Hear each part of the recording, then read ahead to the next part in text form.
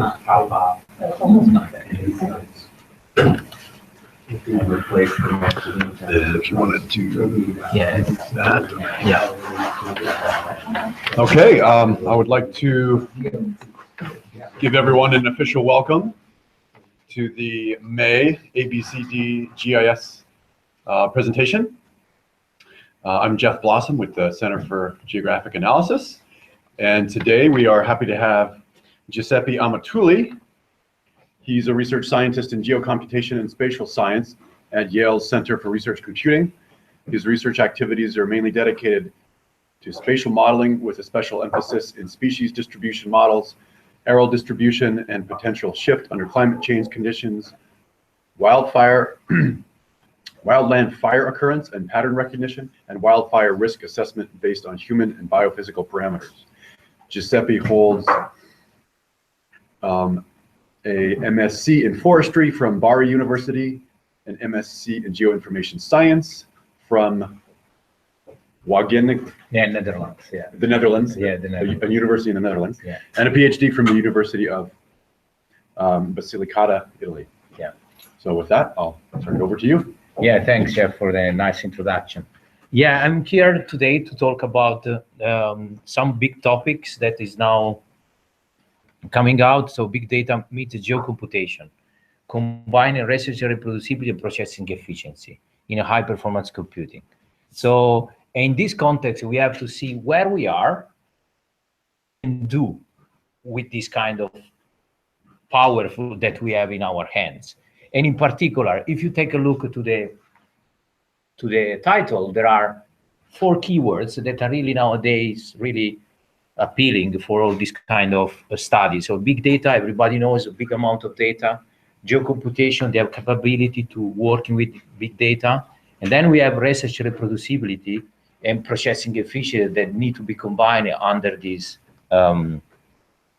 framework. So in this context, where we are right now, so we are in the Anthropocene area. So everything is modeled by the human atmosphere with geoengineering stuff, landscape with changing landscape. We are changing biodiversity composition of the environment and so on.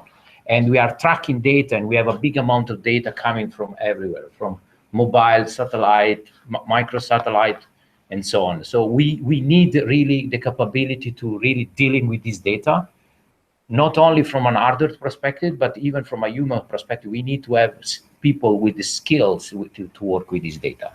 So in this context, where we are going to be the conceptual framework. So let's analyze each one of the keywords one by one.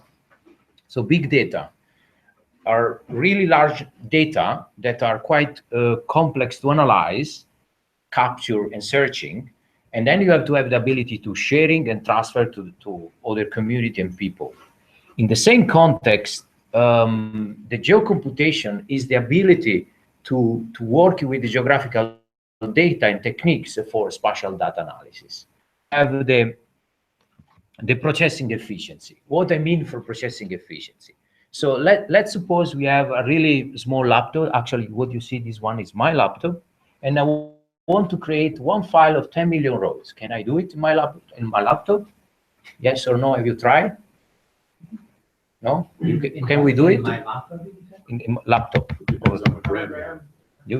Okay, so I'm just creating so much RAM. I'm creating one line file with 10 million rows.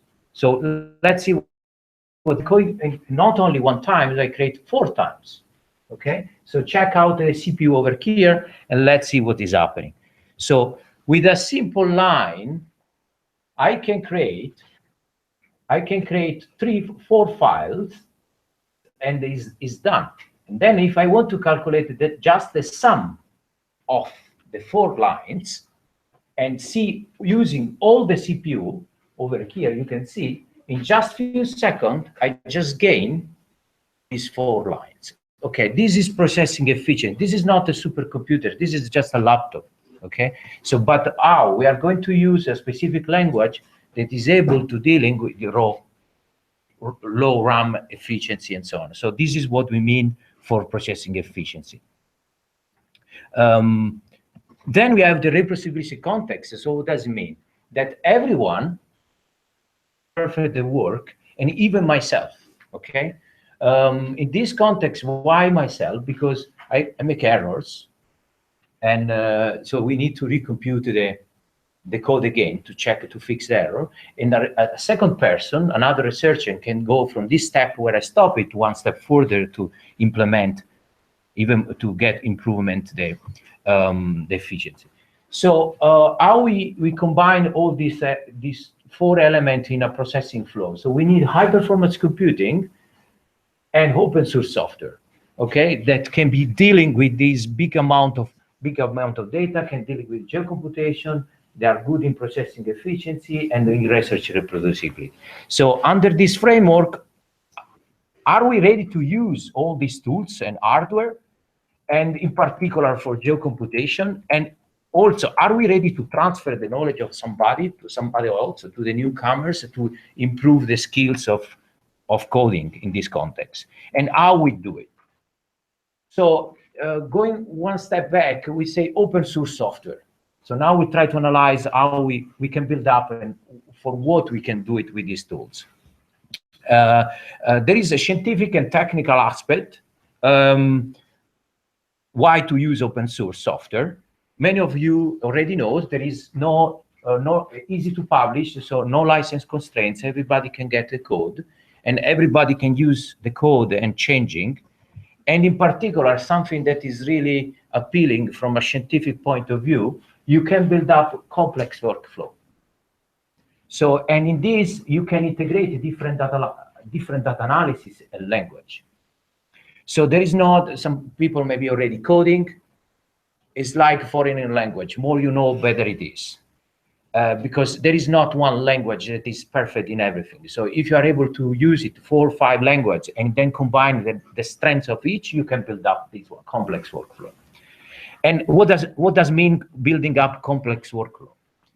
So everybody in a study case, you have this kind of situation. You have raw data, can be image, can be database, can be climate data, genetics, everything. So you try to harmonize all of them. So these are the big data. A problem of efficiency for RAM situation because the model is too complex. It's just big data. So you need to go from 10 terabytes to 1 terabyte or something. So there is a lot of time that you spend in this, in gathering, cleaning, filtering, harmonizing the data in the big data section over here. Then when you have everything glued, let's say, ready to go, you enter in your statistical analysis or physical model. So over here, you need processing efficiency, software that are able to deal with statistical power and so on. And then in the end, you have your result in terms of graphs, tables, summarizing, website, presentable manuscript. So under a clicking procedure, what you try to do? You try to do one step very well from the beginning up to the top, up to the end, because you don't want to come back and do the stuff again. Rather, in the term of programming, you do completely the opposite. You start from here, you go very fast until the end, until the graphs. You check if you have outlier mistake, and then you go back. So this process, in terms of research reproducibility, can be run several times. Okay. So, and over here, and you get over every time that you run the full computation, you increase complexity in increment the data, increment the resolution, going from a simple statistic to a more complex statistic, validation, cross-validation, and all the complexity that you can add. But again, when you coding, you go from fast and dirt from the beginning up to the end, and then you go back in improvement. And this flow need to be run several times in order to be sure that the data are treated under the same processing flow. And how you can combine all together this stuff under maximize the software interoperability. So the different programming language need to talk to each other, and in a stable operating system that can be under Linux in high performance computing. So in this context, at Yale, when I arrived, there is a very high performance computer that is serving different application in medicine, in genetics, in biochemistry, in material science, a huge machine that has been there for already several years with several updates in the hardware, software, and so on. So when I arrived 3 years ago, over there 4 years ago, I was asking to install all this software that probably somebody of you already know. So PK tools for image processing, GRASS for geographical application, GDAL, R for the geoprocessing application and statistical application, Open Forest also. And our Linux computer become a really a Geo-Linux ready to be treating geographical data. So now we have our software ready, we can see what we can do with this kind of application. So I will be presenting 4 study cases that I'm running.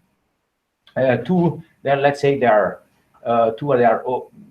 finished. I mean, there are still something to go on, but they have been published, and 2 are under preparation. So we'll see these fresh specific environmental variables in particular, and this is an hydrological application. So this was in cooperation with the SAMI, a postdoc from Germany that was coming to me and was asking, can we model the temperature of the river? Because he needs for a sample something for some species distribution stuff. So far, what they do they have the point location of the species, then they get the temperature of the air, and they use as a proxy as a temperature of the water.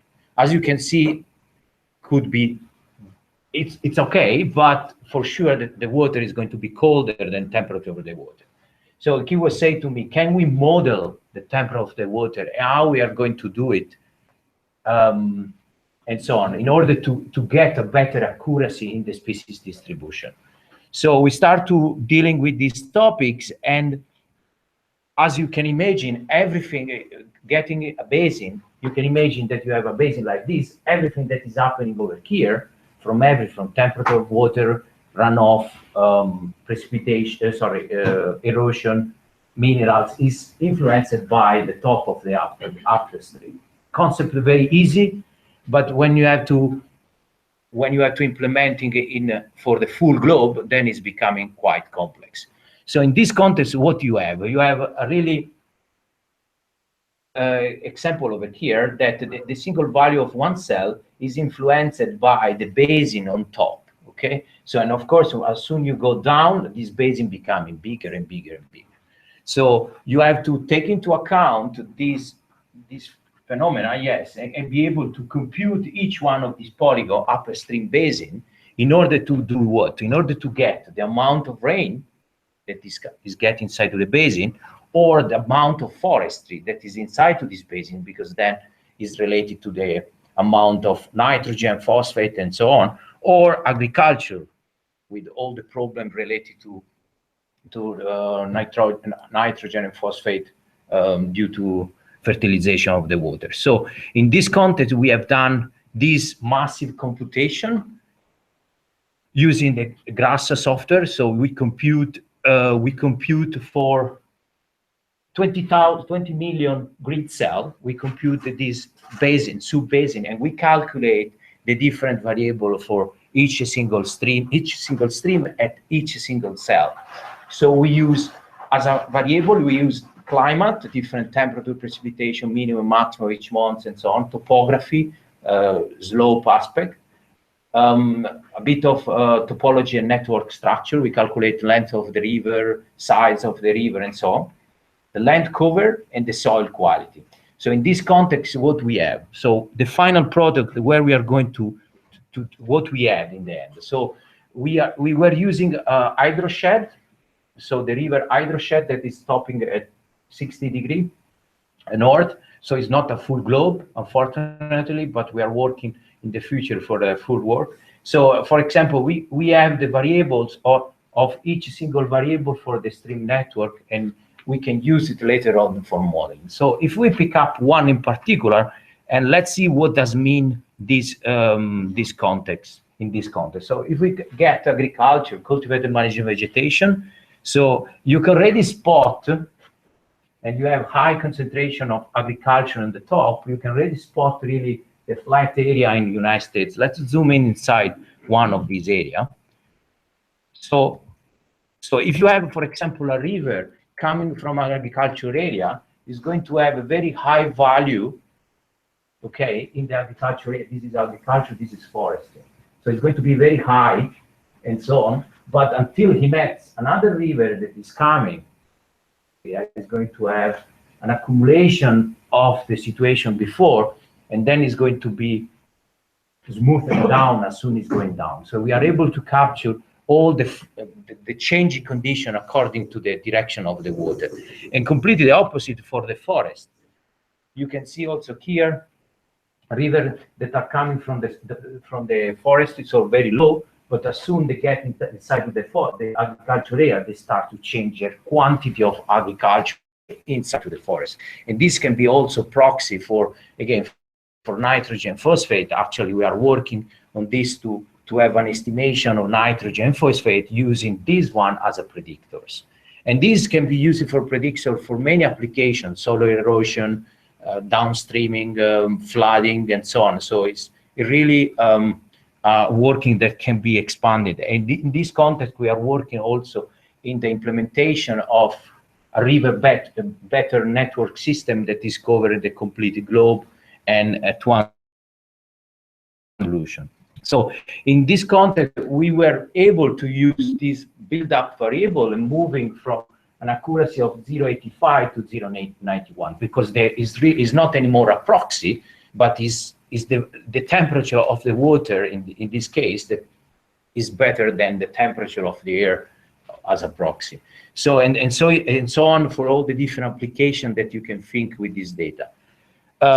So in this context, we were publish the work, publishing the data, release also the code that is behind, and from a scientific point of view, is also clever to do in this way, because the people are going to cite you not only for using the data, but only for using the code. Good benefit from an academic point of view, because people, they can use the data as it is, but they can use the code if they want to run for their study case with a better high resolution and so on. So we release under GRASS an add-on, a sort of a library add-in package that everybody can download it and rerun it and use it. So this is for the hydrological modeling. So now let's do it. Let's see these topographic complexity layers. This is work that I've done also starting 3 years ago. So as you can see already from the image, topography is really shaping the environment, and is shaping also the climate related to the environment, and the climate is linked to biodiversity, erosion, and so on. And the different shape of the topography is really changing how the climate is pattern, and the pattern of the climate and so on, and also the different problem of erosion and hydrological. So can we model, can we be able with the digital elevation model to capture all this variability? So in which term we can do it and how we can do it.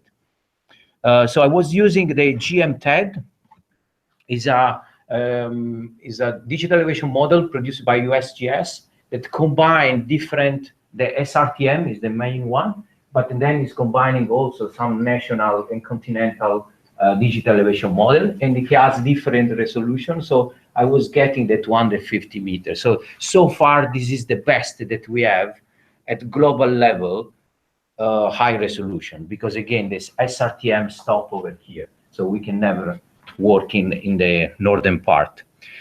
So from this digital elevation model that you can see over here, I was able to run the typical 3x3 windows and calculate inside here the typical variable that we can get from the digital elevation model. So slope, aspect, and so on. We will see many of them.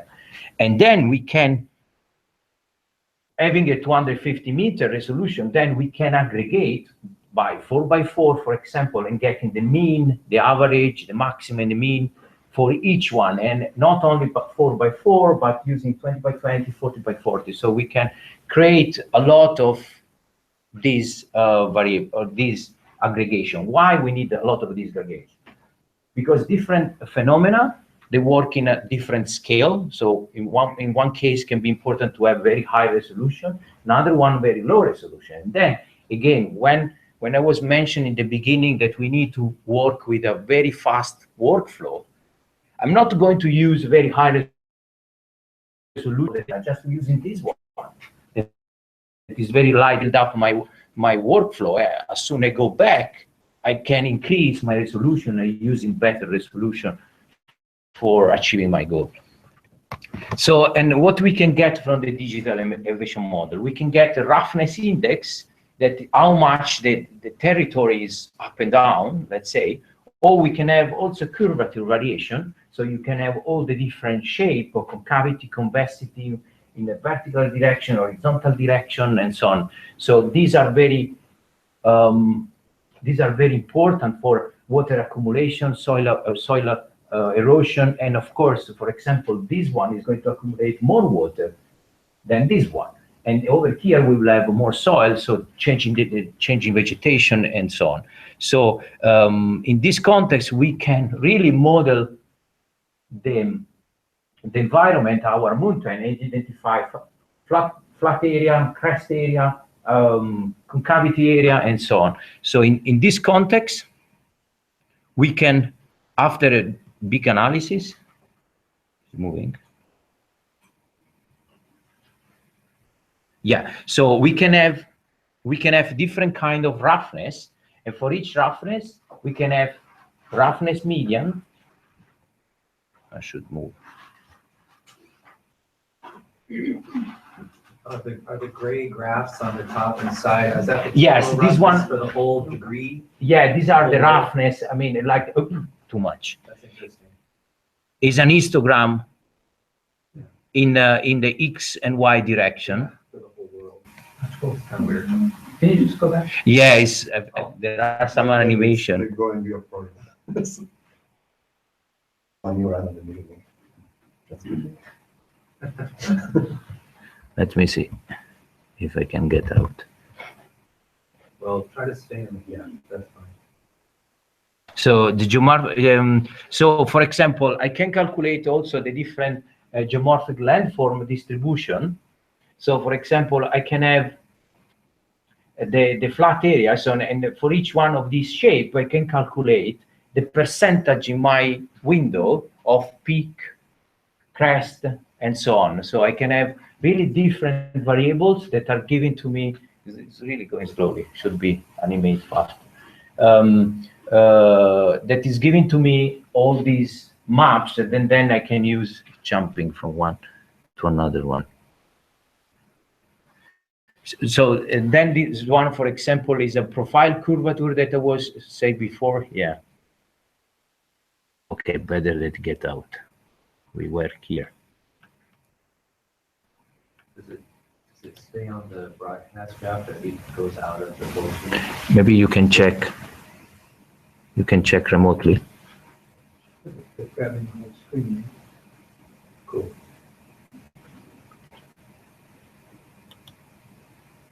I think with the hand.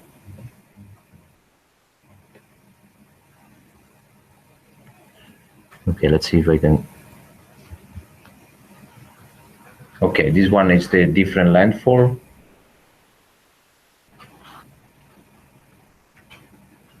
Now it should be moving faster.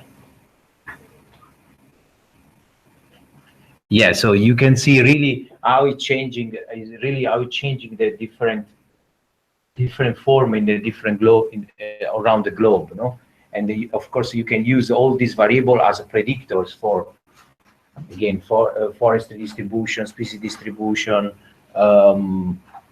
different kind of problem in erosion and flooding, agriculture, and so on. So it's really a way to build up variables that can be feeding all their model and so on. We lost the screen capture. Can you try and go back to Google Chrome?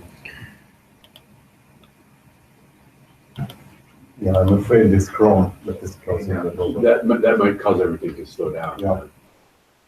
And that Google, the Hangouts, Google Hangouts right in the middle. And then Sharing, no? share, exactly. And yeah, click the green arrow again. And then share. Okay, so Okay, so you see, can. this animation I works. Now I mean, can see it. Now it's okay, back. Yeah. okay, yeah. It'd be good to get that animation on the. But if the screen recording can make it, we can just stop the recording.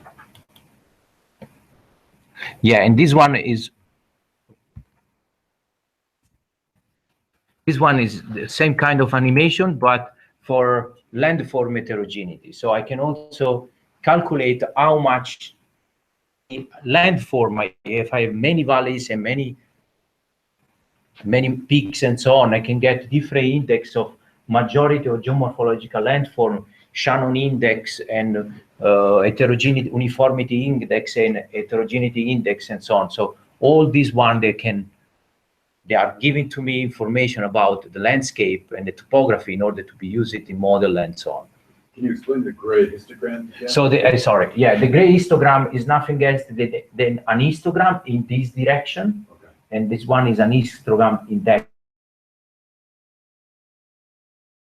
of The particular degree.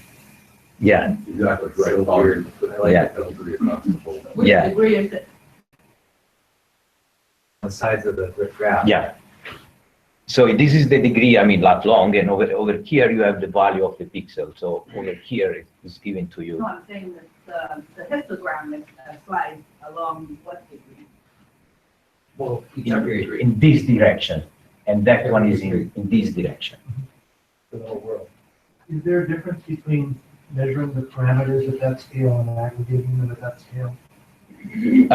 Yes. That's why, but it's quite difficult to get to know in advance. So I was computing for all the variable, the different aggregations. So it's 700 layers that each single researcher in a particular study case can decide which one to pick up. Of course, we have different. More you go in the aggregation level, more you have, say, of the aspect. But maybe he's able to capture a better pattern and not a very specific one. So for a 1 kilometer cell, for example, you might have a certain parameter measured at different scales. Perfect. Yes. Perfect. Yeah. And then so on. So in the end, 700 layers that now can be downloaded. Can be downloaded. We are releasing soon. The publication is still under review, but anyway, if you need in advance, let me know that we can share it even before the official date, let's say. So now we shift our attention to the land surface temperature, another application. So probably you already know we have Aqua and satellite, Aqua and Terra satellite that are really taking two images during the day and 2 images during the night. So we have data, more than 200,000 to analyze HDF data. So it's very fine when you start to get to only one data, only one HDF. But if you have to combine all of them, it starts to become computationally intensive to working with this data. Land surface temperature is not the temperature of the air, but it's the temperature of the lens. So it's like when you touch. Okay, so is very land use dependent. So you cannot do it any kind of spatial interpolation, because if not, you mix up the temperature, the different landscape. But as you know, in satellite image, so if you have a temporal profile over here, you have the day, here you have your temperature. When there is a cloud, okay. So in order is the temporal analysis of 1 pixel, for example, and whenever there is a cloud over here is completely unknown. So we cannot do any kind of spatial interpolation due to the land use, but we can do temporal interpolation. In this context, we can use a Kima spline, a different kind of a spline, to be able to interpolate our gap and be able to have over here. And of course, we can use it also interpolation to estimate some particular dates. Okay, so not only the Akima can be used to fill it up the gap of cloud, but also to make some prediction for a specific day. So in this context, I combine all the data, all the HDF, and we are able to get back the transition of each Julian day over there. So you can see that the image is completely cloud free because all the cloud has been filled up.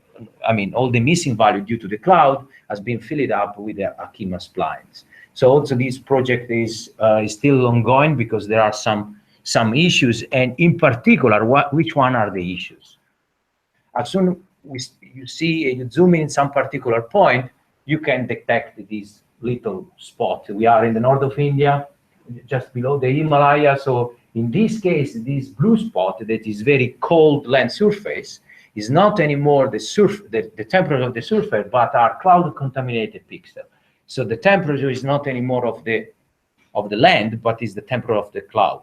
And as you can see, it's the same like in Himalaya region. So it's very cold. So I'm working now on this problem to try to, with the Savinsky-Colli filter, try to get rid of this peak down. So it's still an idea, I didn't implement it, but I will try to do it and then to complete the work in this context.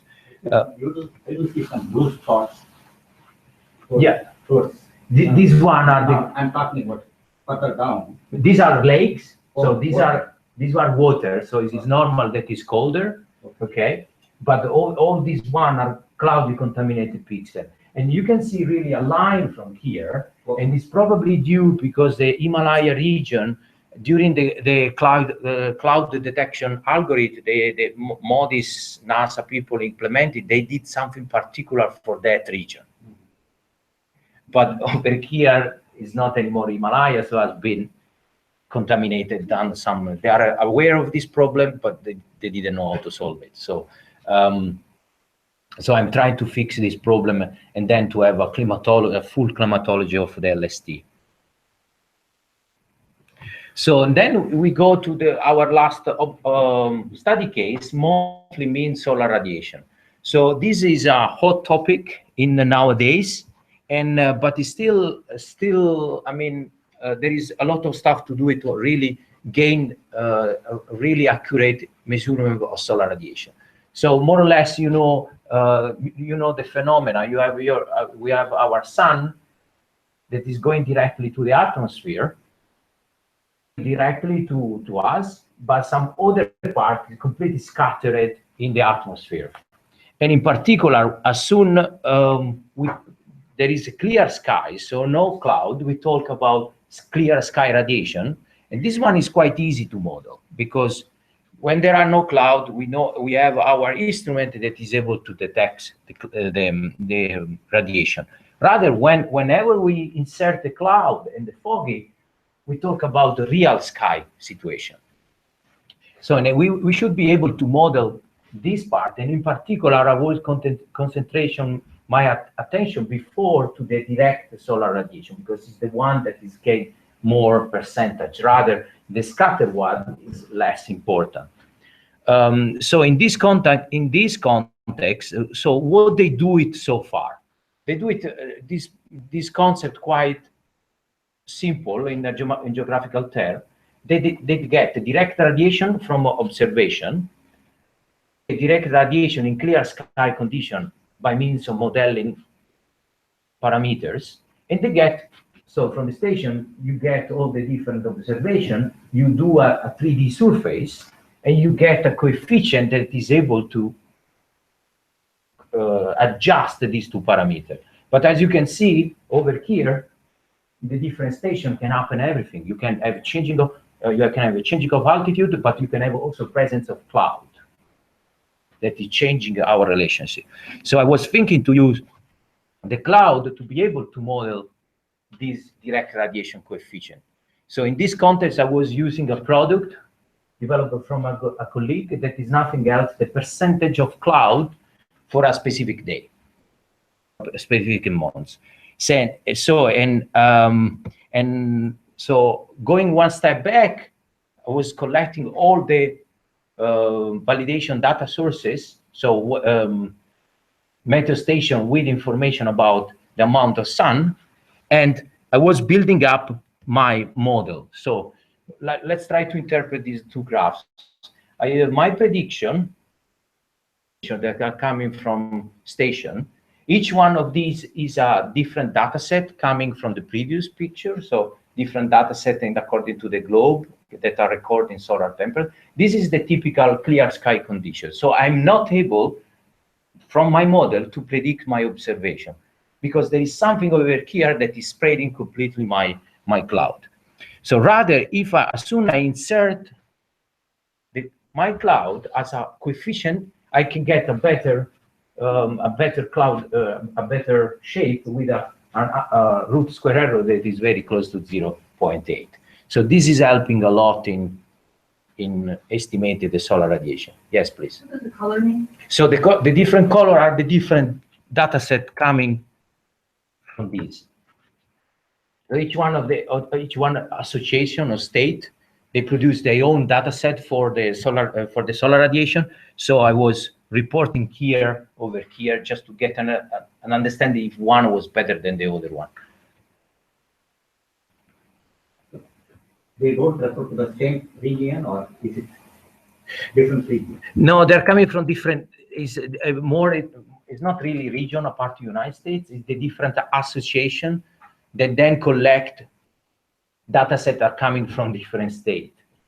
Yeah, so they can United States. You can see the United States, and then the red one is one managed by the Russian government. This one is the European one. So there are several ones.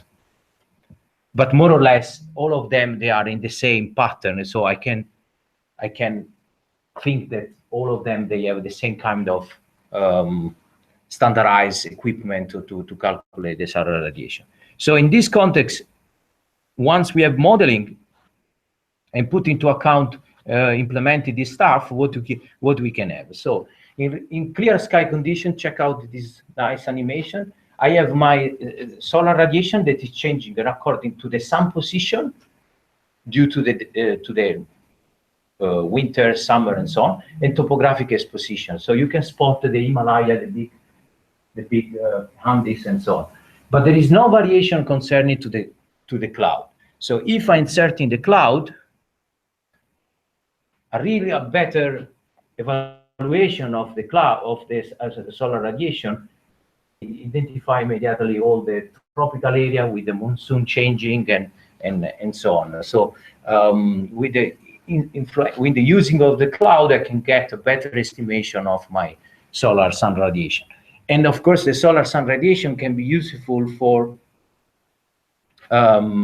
implementing in crop modeling, in solar panel estimation for energy production, and so on. There is a really big needs in this context. So try to summarize everything. Are we ready to intensely use the HPC for geo-computation? We go back to our question. Okay, from an hardware perspective and software perspective, yes. We have seen with Linux, with all the different software, I can go really and do a lot of geo-computation, produce a lot of map. But then we have another question. Are we ready to teach and transfer to this kind of knowledge to the newcomers as a PhD student or postdoc and so on? So in this context, with another colleague, I've been building up this webpage, spatialecology.net, where I have all my code, especially the one keen for teaching. Okay, so they're really we have different sections, and as you can see, we are not focusing one language. We try to get the maximum for them using our language, Python, GRASS, QGIS, GDAL, OGR. Each one of section there are a lot of material for teaching, and here, and now we get inside to importance of coding and course objective. How we are going to dealing with these two subjects? Why we need coding in the academic? It's not sometimes it's just a technical aspect. No, it's not. It's a real enhancing the problem solving. Whenever I have a problem, I have to think how to solve it with the coding. I start to understand better my problem in order to solve it. So it's really inspire new research question. In the moment that you are coding something, you can say to yourself, let me code in this way. In this way, the changing is going to be faster if I want to implement something else. Rather with the clicking procedure, if you have a new research question, you have to go back and starting again the flow. So, and then promote the critical analytical thinking to see and understanding. Quite often, did you try this one? Of course I try. I already developed my code that can be shifted in that direction. So it's really enhanced everything, the critical thinking, scientific application. So it's not only a technical aspect. And of course, how? By combining as much as possible multiple language under the Linux environment. So in this aspect, we build up courses using a Linux virtual machine. We focus in command line because we suppose that everyone already knows where to click in desktop application. So, and then we focus in command line syntax. We explain the syntax rather than each single command in order to be able to, the person to be able to track back if they want to search in particular. And we promote the self-learning. We promote the capability to search in Google and then to say, okay, this guy did this stuff. I need to modify in this way to get what I did. So this is really something that we try to search because we are continually searching. I don't know each single command by heart. So you need to search continuously, adapt, and using the best, okay? And you can apply the different language to different forestry, land use, and so on. Most of the time, the theory behind is very simple. Calculate the average, but then the average is 20 images, not 2 images. So, and then it's giving to you the complexity, but then the final result need to be the capability of a single person to learn which one to use it and how to interpret the result. So in this context, we run Geo-Computation courses at Yale, focusing different language, and we are also running one in 2 weeks. If someone of interesting, we can establish a cooperation and you can come over. And then we start really from no coding. In 5 days, the people know not how to code, but how to go alone. So this is very important. And how long is that workshop? This is this one is the one that I'm talking. The foreseen spring is May, 2 weeks, 1 week. 1 week, 5 days, yeah. 5 days, okay. Yeah. And we have been teaching also open source in different parts of the world, also in developing countries. And from their perspective is very good because they can use old computer with Linux and they can achieve a better result than not with commercial software and so on. So there is a lot of gain to keep it from this experience. In this context, conclusion and remarks, simple research question can become very complex. You need to count something. It can be something very easy to think about, but then when you establish a large scale, you need to scale it up, and then it's becoming complex from a software perspective and implementation perspective. We saw that open source software can be used for geo-computation. Important the reproducibility aspect because you need to run several times the code before to get the final result. And the code is an important aspect that even in environmental science, so people coming from physics, from chemistry, from engineering, they know coding stuff. But even in environmental science, is something very important that we, as an academic, we need to focus in. And in this context, these are all the facilities that I'm working in particular, the high performance center with all the people that are maintaining the supercomputer, the forestry, and the Center for Science and Social Science. And this is my talk. I will be here around today and tomorrow too. So if you want to have a chat, private chat, and I will be happy to reply all the questions and so on. Thank you.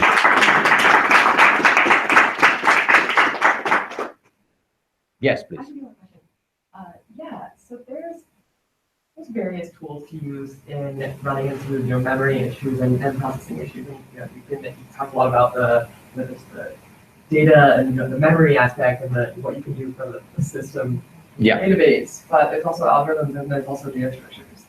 And I guess what in your experience is the most important of those, like a real-time calculations? Like I have if you're trying to make calculations of a mathematical, these simple distances, a live map, and like what in that, I mean, that's kind of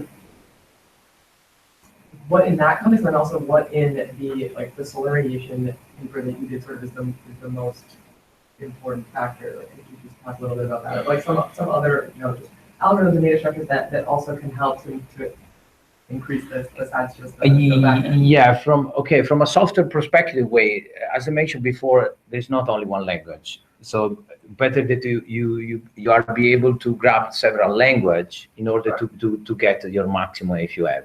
So in the context that I've been working all this work, for example, all the geographical application I have done with GRASS, with PK tools and GDAL, and I was entering R.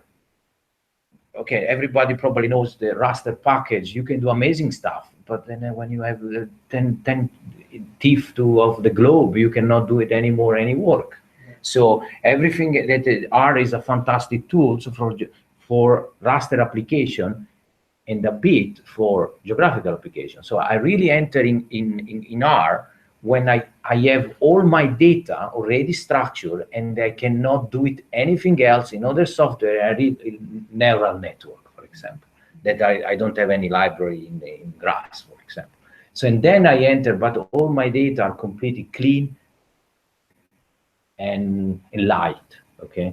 So whatever is very heavy, I do it outside to R that is less memory consuming and is more hard disk based, let's say. So it's really depending from the application. The same concept for the solar radiation stuff. That one I've been implementing everything in GRASS, and maybe just the maps that I show. That one, the beautiful, that one are in R because you just need one TIFF. And actually the TIFF I've been working a 1 kilometer resolution. But I do before to import in R, I just need to make a plot, nice plot. So I just by 10 kilometer and I do my plot. So it's becoming light when I do the plotting. So it's really a trade-off of what you have to select from the different application. Yeah. Yes, please. Did you or anyone else apply your data to determine biological species diversity? Sorry again. With your data, did anyone attempt to identify or determine biological species diversity? Yes, species diversity. Actually, I've been working in the lab previously where these data are really a key factor for biodiversity and for species distribution. So actually now they are working with this data to have different pattern and then shift into the climate change scenario. So they are really useful in this context. Yes. Yeah.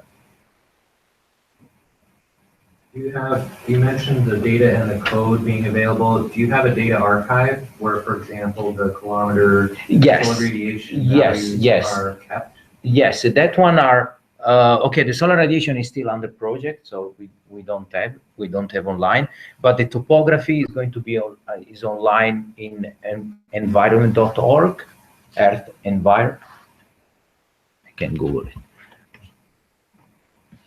So there's not a central place that you have at your Yale lab where you would be like.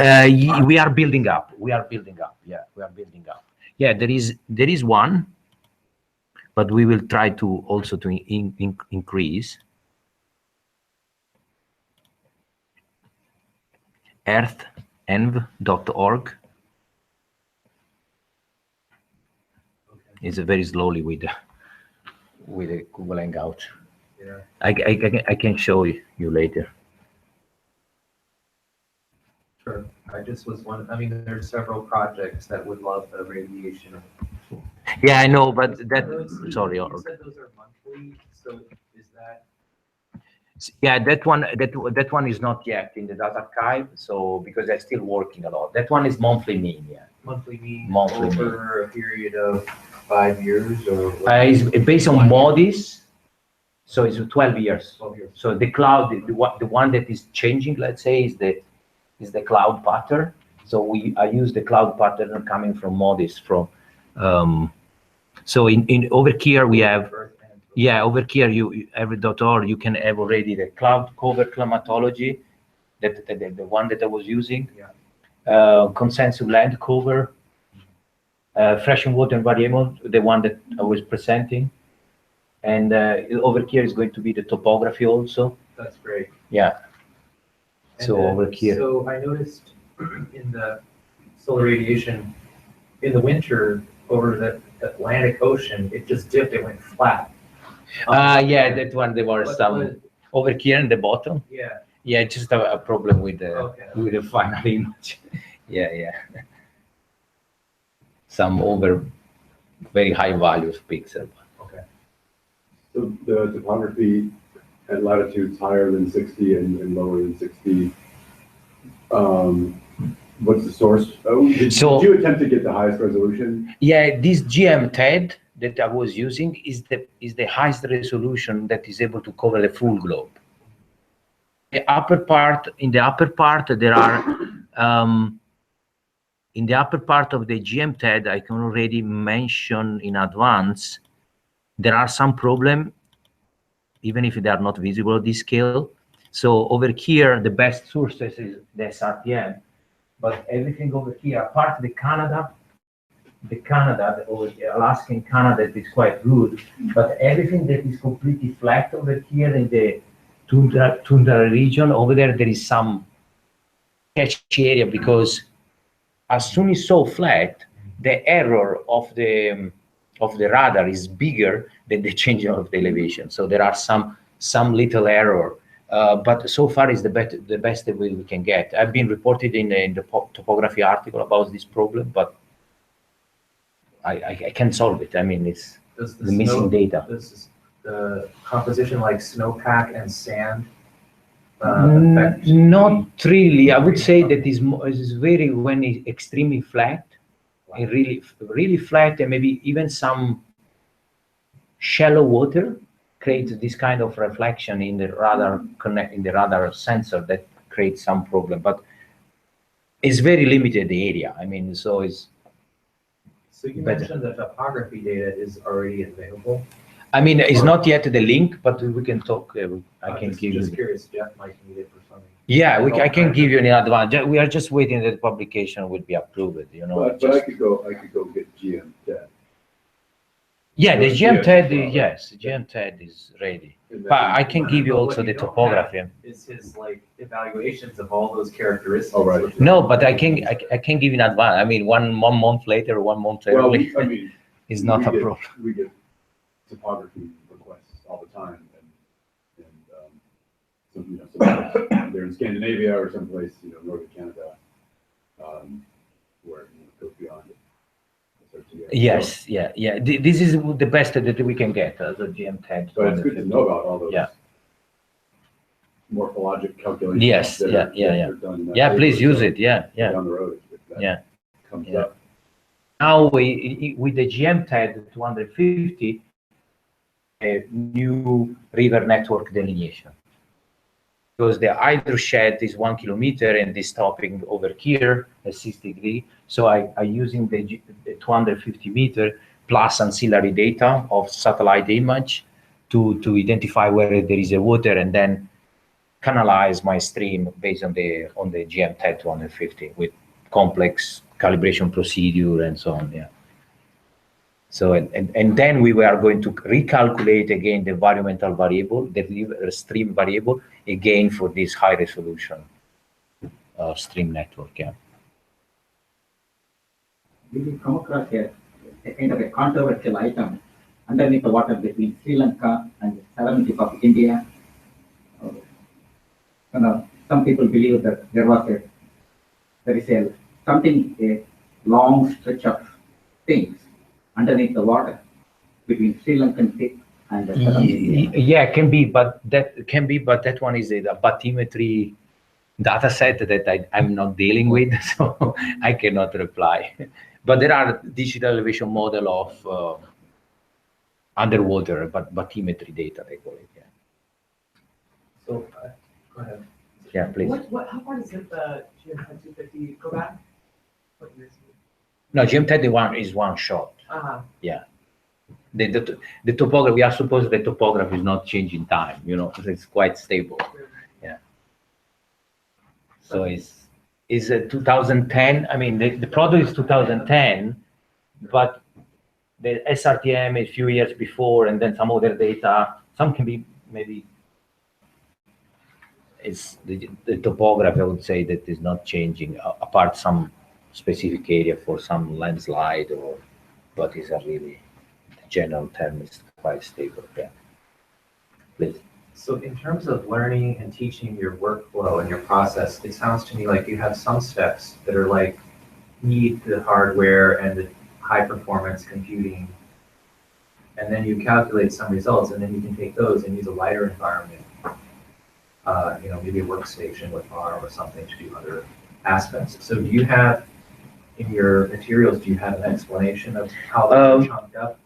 No, I would say that is the opposite. Okay. In the same, everything that we can do it in the laptop, we can do it in a high performance computer. Okay, so we teach how to use the laptop. Okay. Because it's easier. Okay, Oh, then good. Yeah. yes. So all the code that have been presented, of course, I could not do the full globe, but I can do it in my study area. So in this old software, they just running a normal laptop without problem. Then when you have to scale it up, then you have to, the code is going to be the same, but then you have to scale it up, the queuing system in a high performance computer, how to setting, and there is a bit of learning skills that you need to build up. I can see they are not easy tools, are extremely powerful, but you need the time to learn it and to assimilate it, to apply. Okay, it's not something that in 1 week you just gain. But if you follow one course, you are able to later on to keep going on. Okay, so and I always say, maybe it's a bit frustrating, I say it's 1 year of suffering. Then you fly. Then you are really in one part of your application that nobody's there. And with this big amount of data, we need to go in that direction to be able to be unique and be able to work with this data. Yeah. So the 5-day workshop you're going to run is kind of a primer. It's like just get you into the tools. Into the tool, yes. Do some demos. That sounds No, really useful. Yes, and then give you the power to, okay, now you have the tools, you have the theory, you understand where to grab the information, and what is a for loop, and how to export a variable in the different, how to communicate between language. And then you apply to your study case according to your needs and so on. So this is, and I think I have been teaching this coding as a intensive training 1 week, but also as a full one day a semester. 1 day a week a semester. I think the 1 week is much more efficient because people are coming there 1 week. They know that are dedicated for 1 week, and they really keep doing and enter into the coding system faster than not just dilute in one semester. So this is my experience. Yeah. So what is the language for GRASS? So GRASS we are using mainly under Bash, but can be called by Python. So yeah. So it's like a Kim4. There are commands, and you can use a language of Bash. Yeah. Build that Kim4. Okay. Yeah. So I noticed in the new version of QGIS that they actually have this like processing bar where they have the GRASS commands that you can. Perfect. Yeah, QGIS. You don't recommend that, right? No. We recommend it for learning.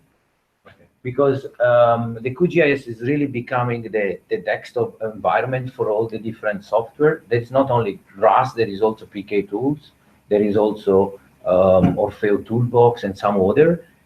And that one actually is good because every time that then you do one command, I mean, you do one function, let's say, then it's coming out the command that you're using, GRASS or QGIS and so on. Yeah. So you can really learn it, And doing you can- your GUI and learning how to build up your syntax. Yeah, and they have like You this can processing combine bar them, now where you can yeah. actually just run the command Yes, directly in the processing bar.